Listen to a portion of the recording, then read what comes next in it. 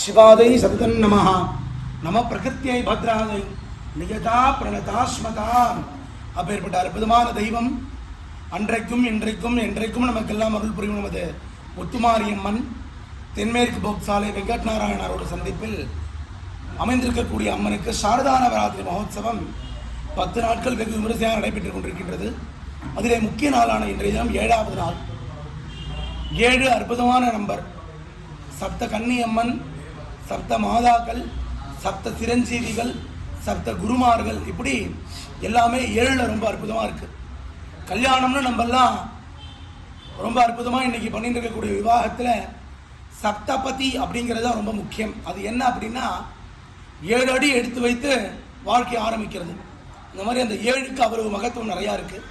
அப்பேற்பட்ட 7க்கு உண்டான தெய்வம் நம்ம கஜலட்சுமி அம்பாள். அவரோட அலங்காரம் இங்கே நம்ம முத்துமாரியம்மனுக்கு செய்விச்சு இன்றைய தினம் ஆராதனை பண்ணோம். அந்த கஜலட்சுமி எல்லா ஆலயங்களிலுமே மூலஸ்தானத்துக்கு மேலே கருங்கல்லால் ஆகப்பட்ட தெய்வங்கள் எல்லா இடத்துலையும் இருக்கும். என்ன காரணம் அப்படின்னா நன்மைகளை உள்ளிழுத்து தீமைகளை வெளியே அனுப்பக்கூடிய சக்தி அந்த கஜலட்சுமிக்கு நிறையா இருக்குது. அதனால தான் வாசகாலில் எல்லா ராத்திரியுமே எல்லா இடத்துலையும் கஜலட்சுமியை பூஜை பண்ணுறோம். அப்பேற்பட்ட கஜலட்சுமி அலங்காரம் எல்லாருமே 2-3 நாளாக பார்த்துட்டு இருக்கிற மாதிரி ஆத்திரந்தே தரிசனம் பண்ணாமல் அவசியம் ஆலயத்திற்கு வருகை தந்து இங்கே நிர்வாகத்தில் ஒளி அமைப்புலாம் என்ன பண்ணியிருக்கா, எல்லாரும் வந்திருந்து அது அவசியம் கண்டு கழிக்கணும். ஏன்னா நேராக பார்த்தோமே ஆனால் அதுக்கு நிறையா சாநித்தியம் உண்டு.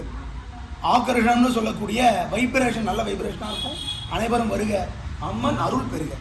ஓம் சக்தி பராசக்தி.